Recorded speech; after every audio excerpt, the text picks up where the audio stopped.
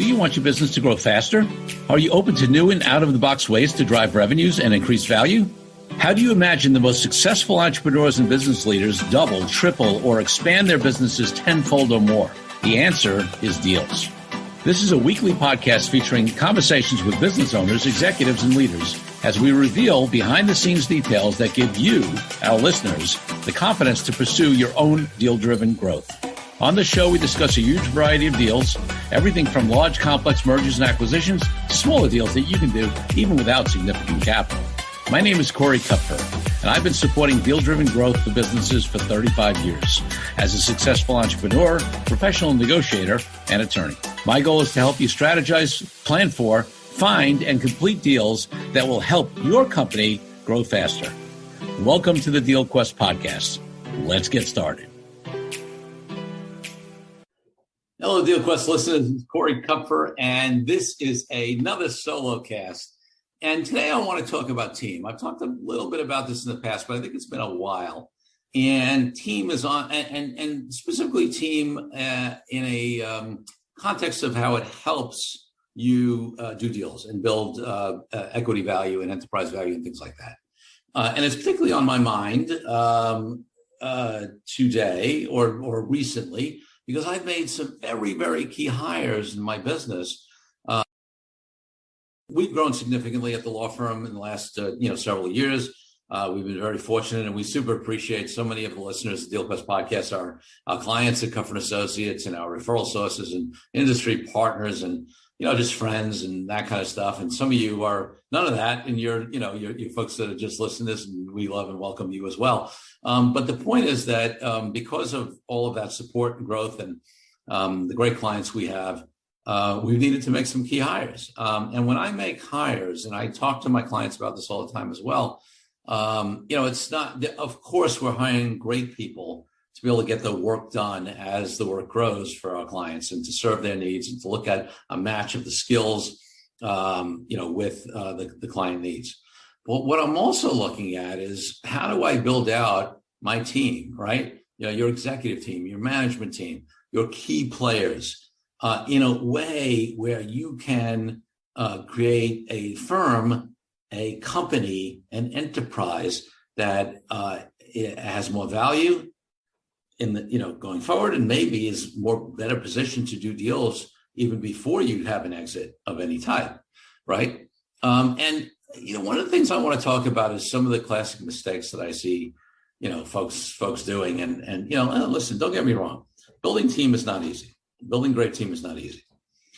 But you hear people say, you hear too many people say, it's impossible to find the right people. There are no good people out there.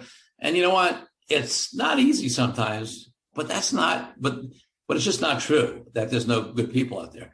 Most of the folks who listen to this probably are not running enterprises that have tens of thousands or even thousands of employees, right? Most of our clients, contacts, or whatever, are small businesses up to medium-sized businesses that may have hundreds of employees, right? But not thousands and thousands. And if we're talking about even at those bigger clients, if we're talking about or connections or friends, we're talking about now mainly your higher level key hires, and the executive team is a limited group, right? It may be a few people. The smaller companies, it may grow bigger, 5, 6, 8 people, whatever. But, you don't have 100 people on your executive team at most small to medium-sized firms. So you're talking about, and you're not hiring all these people at once. So you're talking about certain key hires.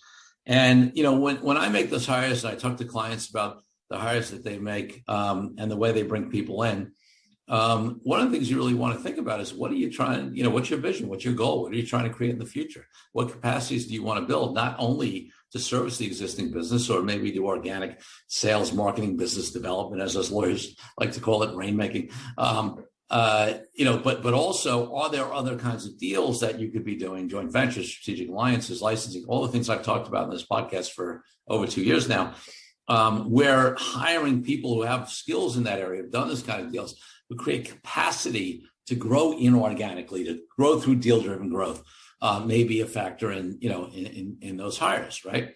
And then also, obviously, ultimately, that key point about businesses that are dependent upon you as the owner or owners are much less valuable than businesses that are not, right?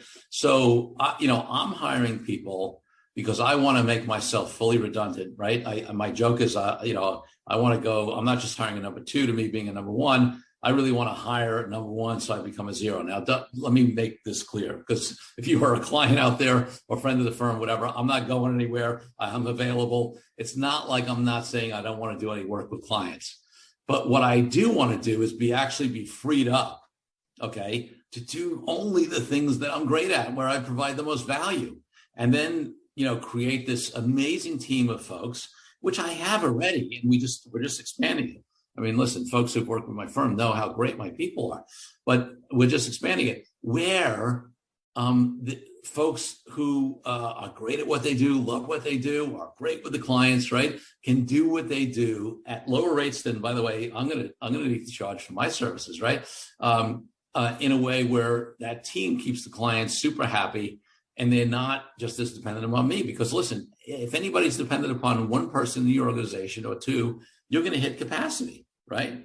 I mean, we can't work 24 hours a day, and we don't want to, right? We all want to be able to have lives and whatever. And, and even if we're working hard, we want to do it at stuff that we love, and we want to build this amazing team around us. And if you do that, the people who complain that that hasn't worked for them either have made bad hires, or very often it's their own doing. It's the entrepreneur, it's the owner, right? They haven't trained people well. They don't delegate well. They can't get out of the way. They don't trust people. They're not willing to empower their team. They're not willing to allow their team some leeway to make mistakes. And I get it. Listen, trust me, we, pride ourselves on unbelievably high customer service, client service. What we do for clients is very important. We don't have a lot of leeway as lawyers, to make a lot of mistakes, right? But there is still some leeway for people to get their feet under them. And right, as long as you have follow-up, checkup processes, whatever, to catch any issues, whatever, you can't. The problem is most people actually get more worried about what's going to go wrong, but so they don't trust people, they don't empower them, and they're overly indexed towards what could go wrong. And maybe it's tied to their own ego. They don't want to lose, importance. They got to be the hero, or they just they have trust issues because of whatever. I'm not going to psychoanalyze my fellow entrepreneurs or even myself. But the point is that all of those things hold you back in building enterprise value and bringing in key team members that can help you grow organically and non-organically, right? Business development, freeing you up to do those things, and potentially helping you do other deals. So, so I really want to, encourage this. I mean, systemizing your business, obviously creating powerful offerings, obviously client service. There's a list of things that are important. Pretty much none of them can be done at any kind of scale, at any kind of growth, unless you want to cap where you are, without continuing to build team and often upgrading, right? Sometimes you have people that, got you here, but won't get you there. I've been fortunate enough to have some people who've been with me, a long time, and they continue to grow, right? And that's beautiful for me, because I'm a huge believer in personal growth and training, and I do a lot of that. And I really want my people to be able to grow with me. And that's why I've had, relationships and people at various, roles in my company, as up counsels, as attorneys, as assistants, who've been with me decades, or over a decade. Because they've been able to grow. But sometimes you have people who can't grow with the company, right? They were great up until a point, and then you got to make some tough decisions, and then you got to make some great hires who can help bring you to the next level. And one of the things that I think is underestimated for folks who can't do that well, right? And maybe they have turnover, or maybe they're just afraid to hire, or maybe they hire and micromanage, and it doesn't really create those kind of efficiencies, is not only does that impact current cash flow, day-to-day efficiency, the ability to get work done today, the ability to service clients today and customers and get out products, whatever it is, but it affects your ability to do deals ongoingly and eventually to set yourself up for a positive exit and evaluation, and high evaluation at that time. So if you are challenged in team building, my challenge to you is, if you tend to say a lot of things about, external factors, and by the way, not that there isn't some truth in some of these, but if you talk about that there's no good people out there, or, everybody you hired is not good, or you can't trust these people, you got to stay on top of them.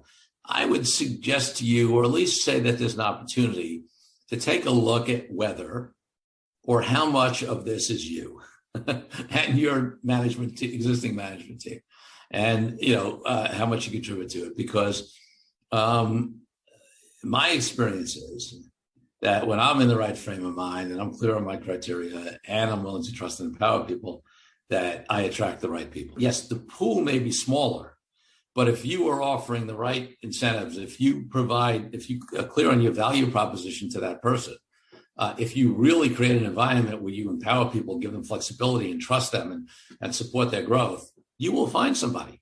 You will find people. And if you're not, again, look at yourselves. Let's take a break from the show for a minute so I can invite you to a new way to determine your deal readiness. I created a fast and easy assessment that will determine exactly how deal ready you are. Once you complete the assessment, I use your responses to identify the obstacles that are holding you back from being a deal-driven growth genius. It's as easy as heading to CoreyKupfer.com/assessment. That's CoreyKupfer.com/assessment and filling out a few multiple choice questions. I'll be checking in after the episode to see what your results are. Now back to the show. So, why do I raise this? I think sometimes on this podcast, whether it's in the solo cast or even sometimes, a lot of my guests are very clear on why we have them on and how they fit into the deal conversation. They're either entrepreneurs who've done deals, they're service providers and experts, and people, investment bankers, whoever it might be, who are deal makers. But then sometimes I have guests on, and sometimes I bring up topics that may not seem directly tied to deals, but they're super important. And this is clearly one of them, right?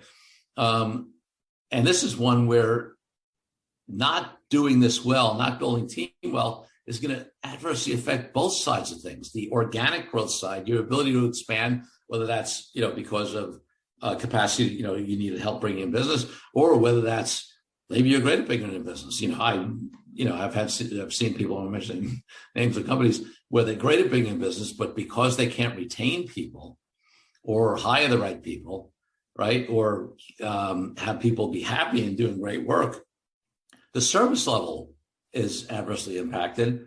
And then even though they bring in a lot of business, the client, it's sort of like pouring fires into a leaky bucket. They lose it. And then, by the way, over time, the ability to actually bring a business is always going to be cut down, because if the service level doesn't keep up, then they're going to be, the reputation is going to go down. The referral sources are going to get to know that this person was dissatisfied, that person was dissatisfied. So you cannot underestimate, for the purposes of just organic success, right? Growth organically, hiring and retaining and training and empowering and providing room for growth for people. It affects that side, but it also affects the deal side. One of the things we always talk about with deals is that it takes different skills and it takes certain capacity, right? And it could be a distraction from the core business. Well, if you are not powerfully staffed to successfully run your core business, your ability to have people divert time or energy, or your ability to divert your own time and energy to focus on doing a deal or multiple deals, acquisitions, joint ventures, licensing, strategic alliances, affiliate deals, whatever it is, right? It's going to adversely affect that. If you have a phenomenal team, and maybe even part hired, for people who have certain skills in doing deals, or you're going to be the focus on the deal making, you hire this amazing team that's freed you up, your ability to do deals increases significantly, right? So it affects both sides of things. And you know what?